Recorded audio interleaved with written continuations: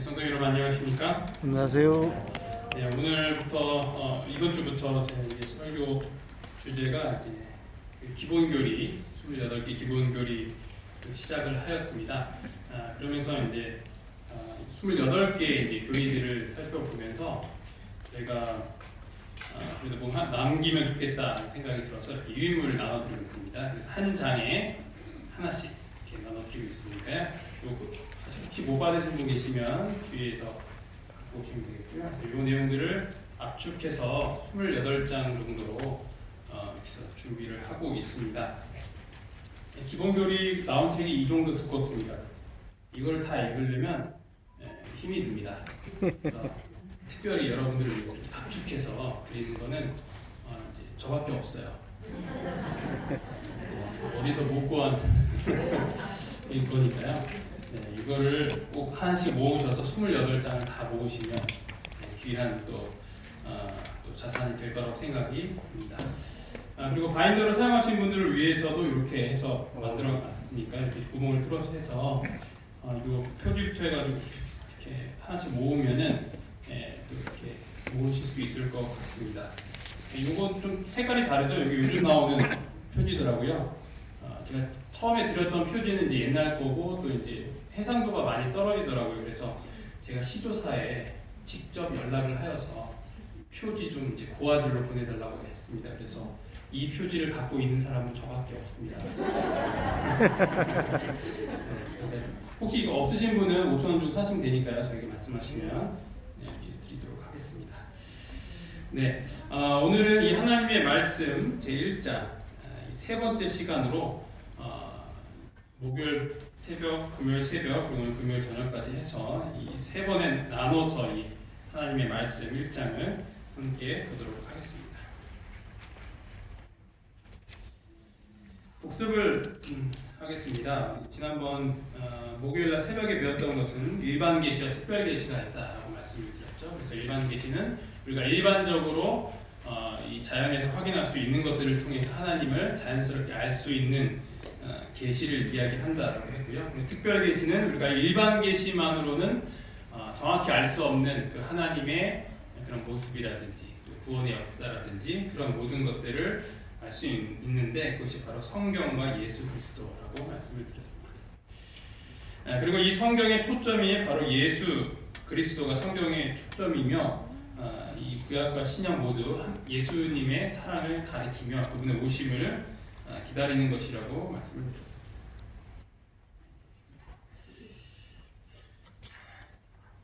그리고 성경의 저자는 하나님이시고 이 하나님의 말씀을 기록한 자들은 40여 명으로서 그를 기자라고 표현을 했었죠. 그 기간은 1500년 동안이었고 그리고 이 성경의 영감성은 성령의 감동하심을 받은 인간이 그들의 나름대로의 언어 양식과 표현 방식으로 하나님의 말씀을 기록한 것이 바로 성경의 영감성이다 해서 오늘 새벽까지 이 내용을 다뤘습니다. 그 다음부터 이 성경의 정확성에 대해서 함께 살펴보도록 하겠습니다. 진리를 이해하도록 하기 위해 성경은 인간의 언어로 주어졌습니다. 오늘 계속 말씀드렸던 내용이었습니다. 성경의 영감성은 성경의 신뢰성을 보장합니다. 고대 사본들은 차이가 있는 것이 분명하나 필수적인 진리들은 보존되어 왔다라고 이렇게 내용을 확인할 수 있습니다. 우리가 갖고 있는 성경들은 이 고대 사본을 번역을 해서 한 것입니다. 원본은 더 이상 우리가 존재하지 않고 그 원본을 그대로 카피한 것이죠. 그것이 이제 사본입니다. 그래서 이 성경에 대한 그 의심들이 많이 있었어요. 이것을 이렇게 옮겨 적으면서 분명히 무엇인가 잘못되었을 것이다. 여러분 성경 필사 하신 거 기억을 더듬어 보시면 이 성경을 이렇게 열심히 쓰다가 점점 이상한 데로 가잖아요, 그렇죠? 글씨도 이상한 곳으로 빠지게 되고 다시 지우고 하다가 창세기 출애굽기 하다가 이제 포기해 버리는. 그만큼 성경 필사라는 것이 보통 힘든 일이 아닌데 이 성경에 대해서 그러니까 그것을 이 사본이 정말 정확한 것인가에 대한 의문을 많이 제기를 했다라는 것입니다. 이것이 이제 가장 오래된 사본이라고 우리가 알고 있었던 마소라 사본입니다. 이것이 이 기원 AD 기원 후죠. 기원 후 800년에서 1000년경의 사본이라고 인정되는 것입니다. 구약 원본이 이 말라기서가 기원전 BC 400년에 이제 만들어졌다는 것을 생각을 해보면 최소한 1200년 이상의 간격이 존재하는 거예요. 사람이 직접 쓴 거죠. 그 1200년 동안 과연 그 사람이 베껴 쓴 건데, 쉽게 이야기하면 틀린 것이 있지 않겠느냐라는 그 의문이 항상 있었다라는 것입니다. 그런데 1947년에 사해사본이 발견이 됩니다. 우연히 어떤 목동이 지나가다 동굴에 돌을 던졌는데 항아리가 깨지는 소리가 들리고 그 항아리를 그 동굴을 다 이제 조사를 해보니까 그 항아리 안에 무엇이 있었냐면 이 사본이 있었다. 성경 사본이. 그 사본을 발견했는데 그 사본이 언제적 것이냐면 이 기원전 2세기부터 기원 후 1세기 사이에 기록된 것으로 추정을 하는 것이죠. 예수님 당시 때 그 사본이고, 그러니까 우리가 알고 있었던 마소라 사본은 한 800년, 1000년경에 있었던 그 사본인데 이 사해 사본은 훨씬 오래전에 있었던 그 사본이라는 것이죠. 그래서 이 학자들이 긴장한 마음으로 이 두 가지 사본을 비교해봤어요. 오늘날에 우리 갖고 있는 성경과 이 가장 오래됐던 사해사본의 그 기록을 살펴보았다는 것이죠. 그랬더니 놀랍게도 거의 모든 것이 일치했다는 것입니다. 그만큼 이 성경의 사본들이 얼마나 정확하게 잘 그것이 쓰여졌는지를 우리가 확인을 할 수 있는 것은 내용입니다. 성경의 번역가들은 작은 실수들을 저지를 수 있다는 것은 분명히 가능하지만 신적 행위에 대한 인간의 통찰은 단편적인 것에 불과하다. 우리는 많은 정보를 갖고 있지 않기 때문에 여러 가지 추측과 잘못된 판단 등으로 오히려 오해를 하기 쉽다라는 것입니다. 우리는 이 모든 것들을 온전히 이해하지 못합니다. 그러므로 이 모순적이라고 생각되는 것들 때문에 성경에 대한 신뢰를 잃어버려서는 안 된다라는 것입니다. 우리는 성경의 모든 의문점들을 완전히 해결하기는 힘들 것입니다. 그리고 꼭 그래야 할 필요는 없죠. 정말 중요한 것들, 하나님께서 우리를 사랑하시고 우리를 구원하시기 위해서 예수님을 보내셨다라는 그 구원의 중요한 그 내용들만 우리가 정확히 알고 있다면 그 외에 아주 부수적인 것들은 혹시 우리가 온전히 이해하지 못한다고 하여도 크게 상관은 없다라는 것입니다. 성경을 파괴하려는 시도들에도 불구하고 정확성을 지닌 채로 보존되었다. 우리가 방금 봤었던 이 사해사본을 통해서 확인할 수 있습니다. 이러한 것들은 우리가 오늘날 갖고 있는 이 성경이 얼마나 이 신뢰성을 갖고 있는지를 확인해 주고 있는 것입니다. 성경의 권위입니다. 성경 기자들은 그들의 기별이 하나님께로부터 직접 온 것이라고 증거를 하고 있습니다. 예레미야에게 임한 것이 바로 여호와의 말씀이다라고 기록하고 있고, 에스겔도 여호와의 말씀이 임했다라고 기록을 하고 있습니다. 때때로 하나님께서 사용하고 계시는 인간 대리자들은 뒷전으로 물러나게 됩니다. 바울은 자신이 기록한 모든 것이 자신의 것이 아니라 오직 예수 그리스도의 계시로 말미암은 것이라고 이렇게 고백을 하고 있습니다. 신약 기자들은 그리스도의 말씀을 성경으로 받아들이고 있는 것입니다. 예수님은 공생의 전반에 걸쳐 이 성경의 권위를 강조하셨습니다. 마태복음 4장 4절에서 예수님께서 시험 받으셨을 때 어떻게 하셨어요? 하나님의 말씀으로 살 것이다 라고 분명하게 말씀을 하셨습니다. 누가복음 10장 26절에 보면 율법사가 예수님을 찾아와서 우리가 어떻게 하면 영생을 얻을 수 있습니까? 라는 질문을 했을 때 예수께서 이르시되 율법에 무엇이라 기록되었으며 내가 어떻게 읽느냐라고 대답을 하셨습니다. 예수님은 성경을 인간의 전통과 의견들보다 위에 놓으셨습니다. 바리새인들과 서기관들이 제자들이 손을 씻지 않고 음식을 먹는 것에 대하여 지적하자 이렇게 말씀하셨습니다. 사람의 계명으로 교훈을 삼아 가르치니 나를 헛되이 경배하는도다 하였느니라. 너희가 하나님의 계명은 버리고 사람의 전통을 지키느냐. 또 이르시되 너희가 너희 전통을 지키려고 하나님의 계명을 잘 버리는도다. 그래서 예수님께서는 우리 이 성경 말씀을 정말 하나님의 말씀으로 받아들이시고 당연한 일이지만요, 그것을 아주 중요한 것으로 여기셨다라는 것입니다. 또한 그 구약의 예언적 말씀이 당신을 가리킨다고 밝히셨고 확신하셨습니다. 너희가 성경에서 영생을 얻는 줄 생각하고 성경을 연구하거니와 이 성경이 곧 내게 대하여 증언하는 것이니라. 모세를 믿었더라면 또 나를 믿었으리니 이는 그가 내게 대하여 기록하였습니다. 그래서 우리가 첫날에도 살펴보았지만 이 모든 성경은 결국 예수님을 가리키고 있다는 것이죠. 그래서 성경 없이 예수님을 이해하는 것도 잘못된 것이고, 예수님 없이 성경을 이해하려는 것도 그것도 굉장히 큰 오류라는 것입니다. 이처럼 예수님은 성경이 하나님의 계시라는 것을 여러 차례 말씀하셨고 그 권위에 대하여서 강조를 하셨습니다. 그래서 이 하나님의 말씀이 결코 변하지 않는다는 것이죠. 그것이 하나님의 말씀이기 때문입니다. 왜냐하면 하나님은 변하지 않으시는 분이시기 때문입니다. 그분의 말씀이 변한다는 것은 그분이 뭔가 바뀌었다는 것이죠. 그렇죠? 더 이상 신뢰하기 힘든다는 것입니다. 우리가 누군가의 말을 신뢰한다라고 했을 때는 그 사람의 모든 삶과 그 사람의 인격과 이런 것들을 우리가 살펴보는 것입니다. 그런 것들이 변하지 않고 있을 때 그 사람의 말 또한 우리가 신뢰할 수 있게 되는 것입니다. 하지만 하나님의 말씀이 변경되었다, 십계명이 변경되었다는 것은 하나님께서 더 이상 신이라고 우리가 받아들일 수 없다는 것을 스스로 인정하는 것입니다.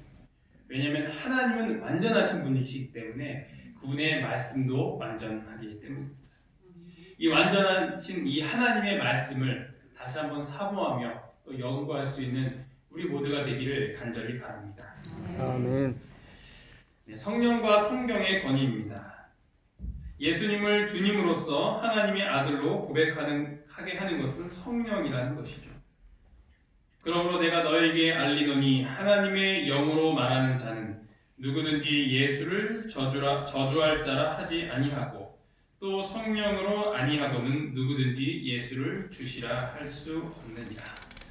그러니까 우리가 예수님을 주님이시다, 나의 구원자이시다, 그래서 내가 침례를 받겠습니다 라고 고백하는 것은 무엇의 결과냐면 성령을 받은 결과라는 것입니다. 가끔 어떤 분이 이렇게 성령 받았습니까? 물어보시면 네, 저는 받았습니다. 자신 있게 말씀하시면 돼요. 꼭 우리가 방언을 하고 예언을 하고 갑자기 마음이 뜨거워지고 이래서만 성령을 받은 것이 아니라 우리가 예수님을 받아들이는 것 그 자체가 성령을 받은 결과라는 것입니다. 성령의 음성에 순종하고 하나님을 믿는 것이 바로 성령을 받은 결과라는 것입니다. 그래서 성령 없이 성경을 올바로 이해할 수 없으며 심지어 성경을 하나님의 권위 있는 뜻으로 인정할 수도 없다라는 것입니다. 하나님의 말씀이 성령의 감동하심으로 기록되었다면 그 말씀을 이해하기 위해서는 역시 그 동일한 성령의 도우심이 있어야 된다는 것이죠. 왜냐하면 그 말씀을 쓰도록 하신 분이 성령이시기 때문에 그 말씀을 이해하려면 누구의 도움이 있어야 되냐면 그 동일하신 성령 하나님의 도움이 있어야 된다. 혹시 우리 중에 하나님의 말씀을 연구하기가 어려워서 혹은 연구하다가 무엇인가 막히고 잘 풀리지 않을 때 우리는 어떻게 해야 되냐면 기도해야 하는 것입니다. 구체적으로 기도해야 됩니다. 성령 하나님, 저의 이 우둔한 이 지각을 깨우쳐 주셔서 하나님의 말씀을 깨닫게 하여 주옵소서라고 구체적인 기도를 할 때 하나님께서는 분명 성령 하나님을 통해서 우리로 하여금 지혜를 주실 것이라고 확신합니다. 성령은 성경의 저자시요 계시자이기 때문에 성경은 결코 분리될 수 없다. 기자들이 아무리 연약한 인간이었다 해도 우리가 그들을 통해서 말씀하시는 하나님의 음성을 인식한다면 성경은 교훈과 책망과 바르게 함과 의로 교육하는 일에 절대적 권위가 된다. 이게 무슨 말입니까? 성경을 읽을 때 이것이 하나님께서 우리에게 주신 거룩한 말씀이라는 것을 믿으라는 거예요. 그런 마음으로 받아들이는 것이 중요하다라는 것입니다. 그렇게 해야 그 믿음을 갖고 우리가 말씀을 읽고 듣고 봐야 능력이 올 수 있다는 것입니다. 그러므로 우리는 성경을 읽거나 교회에 올 때 큰 기대감을 갖고 와야 합니다. 하나님께서 오늘 이 말씀을 통하여서 나에게 어떤 말씀을 하시기를 원하시는가에 대한 기대감이 필요하다는 것입니다. 그리고 그 말씀에 귀를 기울이고 우리는 들을 준비가 되어 있어야 한다는 것입니다. 만약 불신을 갖고 듣는다거나 저것이 하나님께서 하시는 것이 아니라 사람이 하는 말이라는 그런 소리라는 것으로 치부를 하게 된다면 그 순간 더 이상 하나님의 말씀의 그 능력이 우리에게 임하지 못한다는 것이죠. 유명하고 연륜이 많은 목사가 설교를 힘있게 하든지 그렇지 않으면 또 힘이 없고 미약한 아주 어린 소년이 와서 이 성경을 더듬더듬 읽는다 하여도 그 모든 말씀을 하나님께서 주시는 말씀이라고 믿으면서 겸손한 마음으로 순종할 때 그 말씀이 우리의 삶 가운데서 임하게 되는 것입니다. 그렇게 될 때 바로 이 성경의 권위가 된다는 것이죠. 이런 마음으로 성경을 받아들일 때 그 하나님의 능력이 우리의 삶에 크게 역사한다는 것을 믿고 바라는 우리 모두가 되기를 간절히 바랍니다. 아멘. 성경적 권위의 범위. 성경과 과학을 올바르게 이해한다면 둘은 완전히 조화된다. 많은 믿지 않는 사람들이 이 성경을 비과학적인 것이다라고 논리를 그런 식으로 전개를 합니다. 하지만 이 과학이라는 것도 끊임없이 바뀌고 변화하고 있다는 것을 조금만 공부를 해보면 알아요. 왜냐하면 인간이 그것을 온전히 이해하지 못하고 있기 때문입니다. 새로운 이론과 또 패러다임이 등장하게 되면 이전 것은 완전히 폐기가 돼요. 새로운 이론이 다시 등장하게 되는 것입니다. 하지만 그 이론은 전에 우리가 알고 있었던 혹은 믿고 있었던 그런 원리라든지 그런 것과는 전혀 반대되는 것이었다는 것이죠. 그럼 그동안 우리가 믿었던 과학은 무엇인가? 그럼 앞으로 우리가 현재 믿고 있는, 알고 있는 그 과학의 원리들이 언젠가는 또 바뀔 수 있게 된다는 것이죠. 그래서 이 사실 과학은 사람이 온전히 이해하고 있지 못하기 때문에 그것을 결코 완전한 것이라고 우리가 부를 수 없는 것입니다. 과학을 만드신 분은 바로 하나님이십니다. 왜냐하면 하나님은 질서의 하나님이시기 때문입니다. 과학도 제대로 알지 못하는 자들이 어떻게 그 모든 것을 만드신 분을 이해할 수 있을까요? 우리가 갖고 있는 수많은 질문들, 이해하지 못하는 것, 어쩌면 비과학적처럼 보이는 그런 모든 현상들이나 그런 것들은 결국에는 우리가 하늘 가서 온전히 해결될 것입니다. 모든 인간의 지혜는 성경의 권위에 복종해야만 한다. 성경 진리는 규범으로서 이에 의하여 모든 사상은 시험을 받아야만 한다. 유한한 인간이 무한하신 하나님을 함부로 판단할 수 없는 것이죠. 우리가 둘째 시간에도 배웠지만 이 하나님의 진리는 이 제한된 인간의 언어, 이 죄인의 언어로 표현되는 것이기 때문에 우리가 하나님의 그 진리를 온전히 이해할 수 없게 된다는 것입니다. 그 하나님을 완전히 이해하지 못한다고 하여서 우리가 불신을 갖거나 의심을 하거나 이런 일은 하지 말아야 한다는 것입니다. 성경은 모든 인간의 지혜와 문해보다도 우월하다.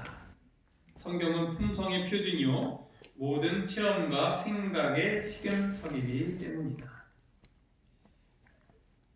성경은 성령의 은사, 방언 예언보다 더 높은 권위를 가지고 있다.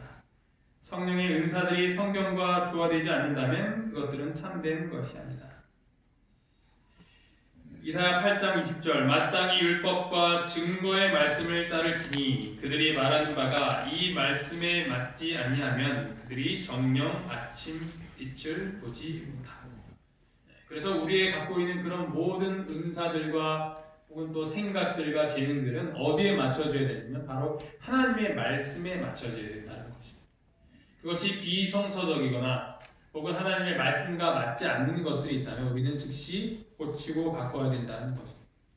그래서 항상 모든 것의 표준은 바로 성경이 되어야 된다는 것이죠. 제7일 안식일 예수 재림교회는 가장 성서적인 교회로 세워지기 위하여서 부단한 노력을 하고 있고 또 그것을 위하여서 최선의 노력을 하고 있습니다. 마지막으로 성경의 통일성입니다. 성경은 단조롭게 획일적이 아니며 다양한 증언들과 조화를 이룹니다. 하나님은 시대들을 통하여 점진적으로 계시하셨고 그 통일성을 이해하는 데 도움을 줍니다. 구약과 신약의 진리들은 서로 모순되지 않고 불과 분리의 관계며 하나입니다. 이것들은 서로 모순되는 것이 아니라는 것이죠. 구약은 버려야 할 책이고 신약은 예수님께서 말씀하신 거기 때문에 이것만을 믿어야 하는 책이다라고 할 수 없는 것입니다. 구약도 하나님의 말씀이고 신약도 하나님의 말씀인 것이죠. 혹시 우리가 모순되는 점을 발견한다면 우리가 이해하지 못하는 그 우리의 연약성을 탓해야 하는 것이지 결코 하나님의 말씀을 의심해서는 안 되는 것입니다. 우리는 그런 난관에 부딪히게 되면 더 많이 기도하고 더 많이 연구하여서 하나님의 뜻이 무엇인지를 밝히 알기 위해서 최선을 다해야 하는 것입니다. 말씀을 연구함으로써 하나님과 사귈 수 있으며 구원의 풍성한 축복을 발견할 수 있습니다.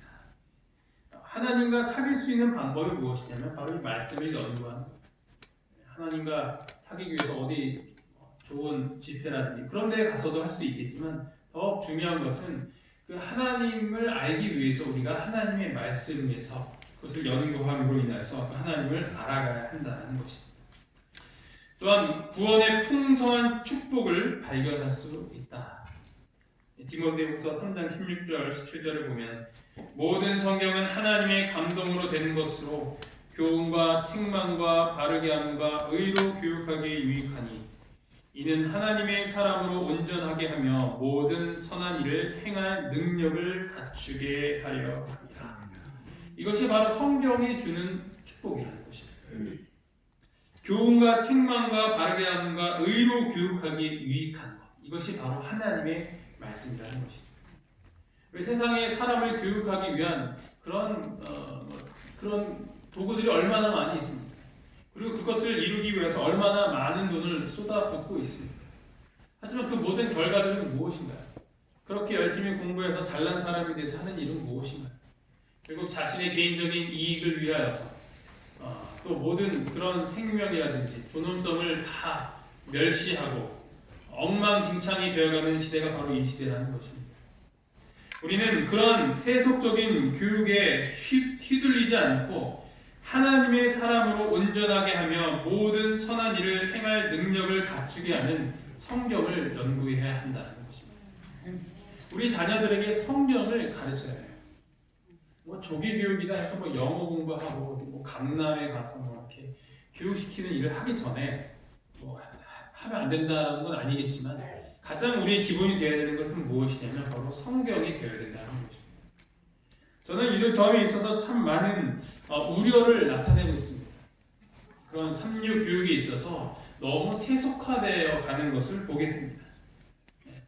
엘리트 혹은 좀 그런 유명한 학교가 되기 위해서 어느 대학에 좋은 대학에 많이 보내고 또 많은 상을 타고 해서 많은 사람들로부터 유명해지는 학교가 되는 것은 조심해야 될 부분이 있다는 거죠. 그 기준이 무엇입니까?